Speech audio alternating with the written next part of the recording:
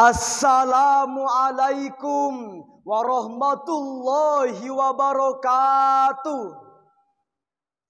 Alhamdulillahil qail in ja'akum fasikum binaba'in fatabayyanu an tusibu qauman bijahalah. Wassalatu wassalamu ala rasulillah wa ala alihi wa ashabihi wa manittaba'ahu hudah amma ba'du. Dewan Hakim yang kami hormati, hadirin para pemuda harapan bangsa, para pemudi harapan pertiwi yang kami cintai. The Broadcasting Standards Commission, suatu lembaga yang menangani siaran media di dunia, yang dikutip oleh Ziauddin Sardar dalam bukunya Membongkar Kuasa Media, menyatakan media memiliki pengaruh dan kekuatan yang sangat besar dalam kehidupan manusia sehari-hari. Hal tersebut dibuktikan dengan adanya pengaruh positif, yaitu mudahnya melakukan komunikasi dan menyerap informasi. Namun di sisi lain, saat ini terkadang media sosial malah disalahgunakan pada perilaku yang tidak terpuji, seperti penggiringan opini untuk saling membenci, penipuan terus terjadi, postingan pornografi tak bisa dihindari, bisnis prostitusi online belum terhenti, bahkan penyebaran berita hoax pun sudah menjadi konsumsi sehari-hari. Betul! Inilah hadirin sebagian kecil pengaruh negatif media sosial yang tidak dibingkai oleh etika dan norma agama. Oleh sebab itu, konsep Al-Quran dalam menyikapi berita hoax di media sosial adalah tema Syarhil Quran yang akan kami uraikan pada kesempatan ini dengan landasan Al-Quran surah Al-Hujurat ayat 6. A'udzu billahi minasy syaithanir rajim.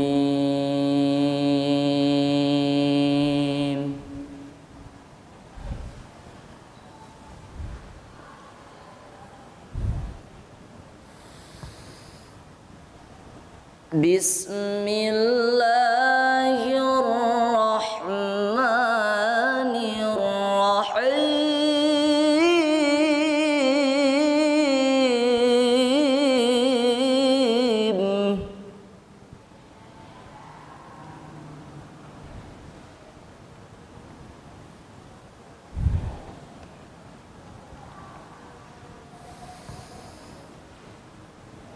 Ya ayyuhalladzina amanu in ja'akum fasikum binaba'in fatabayyanu.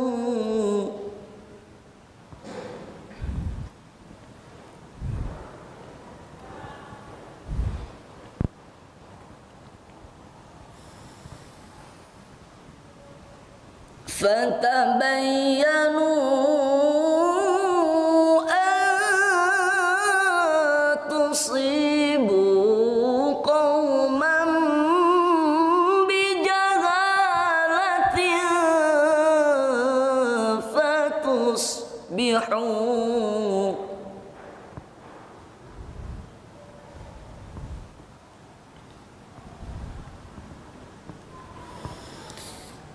fatusbihu ala ma fa'altum nadimin.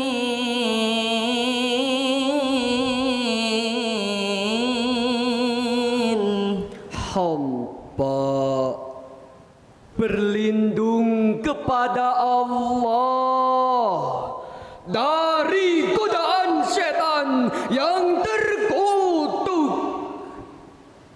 dengan menyebut nama Allah yang Maha Pengasih, Pelimpah Kasih, Maha Penyayang, pencurah sayang.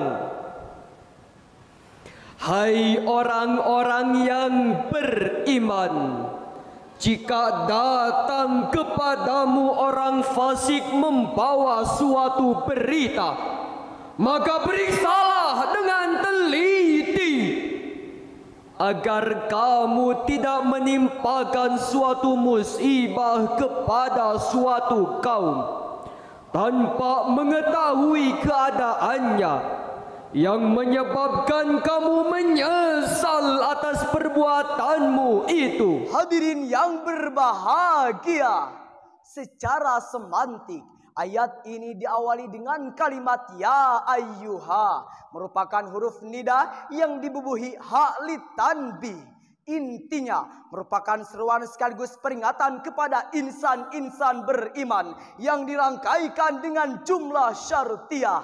In ja'akum fasikum binaba'in fatabayyanu ay kifu hatta yatabayyana lakum ma ja'a bihi asadaqa huwa am kadzaba. Jika datang kepadamu seorang fasik membawa berita, maka diamlah sampai kalian mendapatkan kejelasan tentang benar atau bohongnya berita tersebut. Demikianlah penafsiran Syekh Ibnu Abbas dalam kitab Tanwirul Mikbas halaman 322.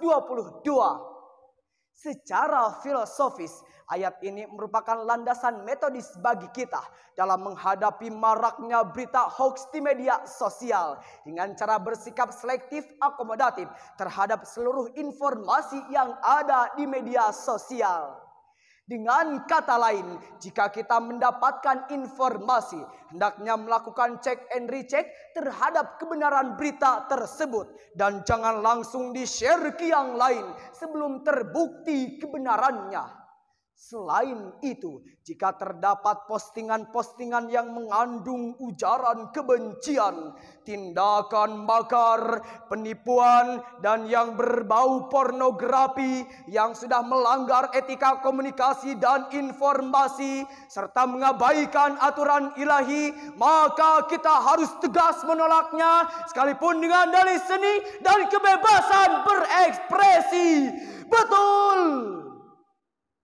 Sebagai bukti, sepanjang tahun 2021, Kementerian Kominfo menemukan sebanyak 723 berita hoax seputar COVID-19.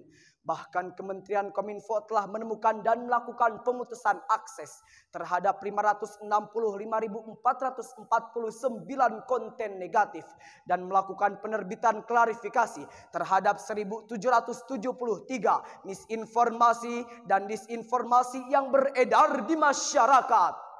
Di lain kesempatan, Wakil Direktur Direktorat Tindak Pidana Cyber Mabes Polri mengemukakan pihaknya bertindak tegas terhadap pemilik akun media sosial yang melanggar undang-undang IT seperti mengandung berita hoax dan lainnya dengan cara memberikan peringatan virtual police atau PVP dan melakukan pemblokiran karena akun tersebut dapat menimbulkan ketegangan, perpecahan, permusuhan, bahkan dapat menghambat kemajuan. Lalu mengapa kita harus selektif? Sebab peradaban umat manusia pada abad ke-21 ini merupakan era teknologi dengan menggunakan multimedia yang global dan sangat canggih. Bahkan John Naisbitt, seorang futurolog, mengatakan, We are moving toward the capability to communicate anything to anyone, anywhere, any form, voice, data, text or image at the speed of light. Kita sedang bergerak ke arah kemampuan berkomunikasi apa saja kepada siapapun, dimanapun, berbentuk apapun, baik itu suara, data, tulisan, gambar, dengan menggunakan kecepatan suara. Dengan demikian hadirin, saat ini manusia sedang dimanjakan oleh kemajuan multimedia di mana komunikasi tidak lagi memakai surat melainkan menggunakan handphone dengan berbagai fasilitasnya seperti WhatsApp, Facebook, Instagram, Twitter. Belajar tidak lagi menggunakan buku melainkan dengan komputer dan internet. Jika kita tidak selektif dalam menggunakan media sosial, maka kami khawatir bukannya kemajuan yang diharapkan, malah kehancuran yang didapatkan.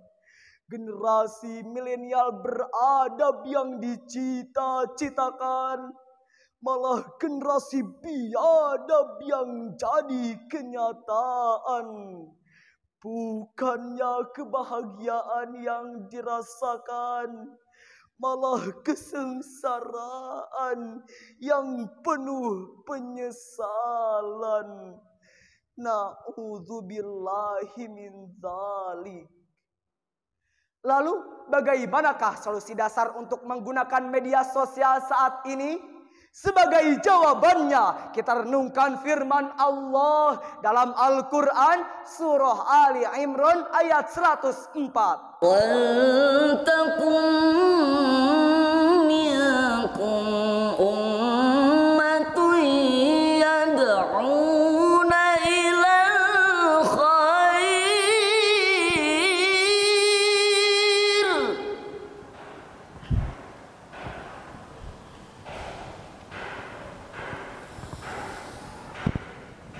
يدعون إلى الخير ويأمرون بالمعروف وينهون عن المنكر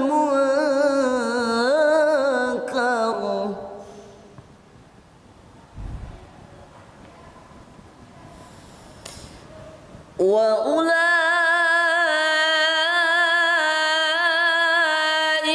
هم المفلحون.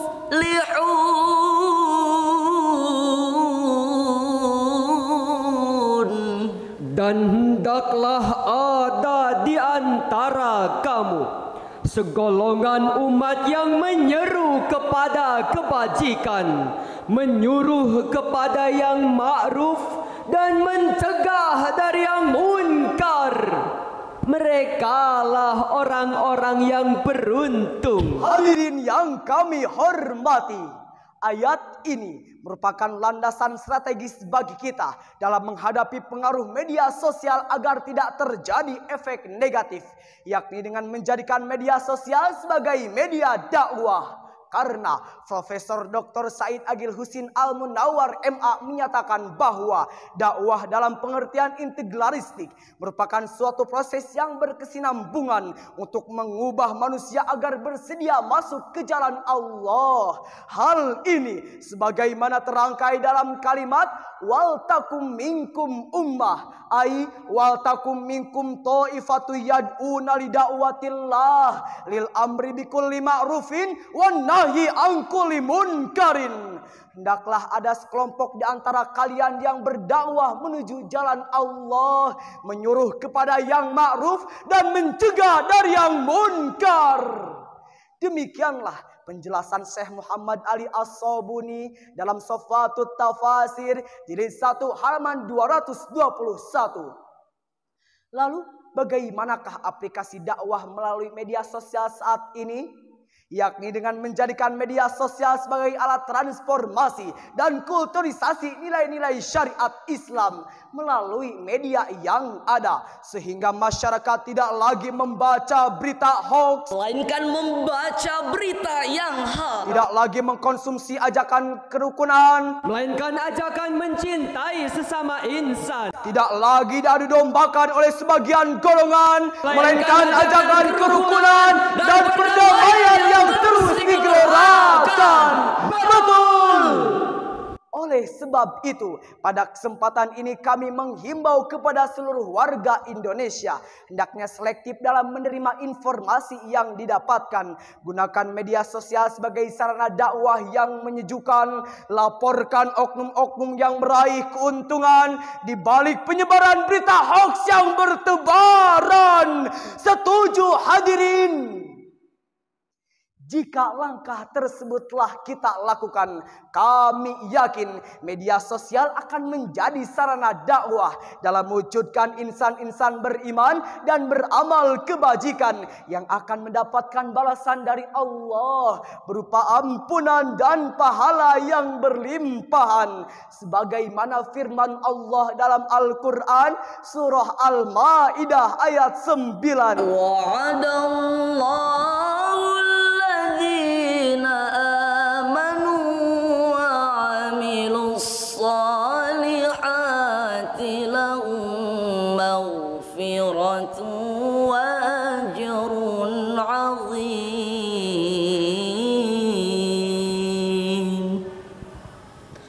Sadaqallahul azim. Allah telah menjanjikan kepada insan-insan yang beriman dan beramal kebajikan, bagi mereka ampunan dan pahala yang berlimpahan. Maha benar Allah dan Maha Agung. Dewan Hakim dan hadirin yang berbahagia, dengan berakhirnya lantunan kalam ilahi tadi, syarhan ini dapat kami simpulkan bahwa sikap selektif dalam menggunakan media sosial adalah perilaku positif. Bahkan berdakwah dengan aktif melalui media sosial adalah sikap produktif dalam mewujudkan insan-insan beriman dan terhindar dari perilaku negatif. Sekian dan demikian yang dapat kami sampaikan. Mohon maaf atas segala kekhilafan. Kami akhiri dengan sebuah syair yang dipopulerkan oleh grup Qasidah Nidaria. Facebook mewabah melanda, meracuni semua usia.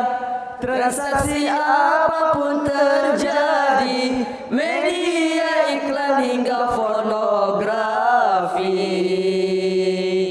Facebook jejaring sosial, banyak teman dikenal. Facebook sudah mewabah, berbagai kalangan merasakan akibatnya.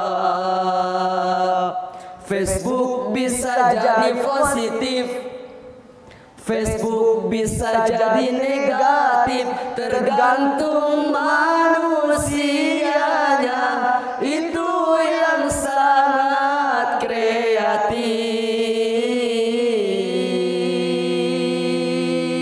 Wassalamualaikum warahmatullahi wabarakatuh.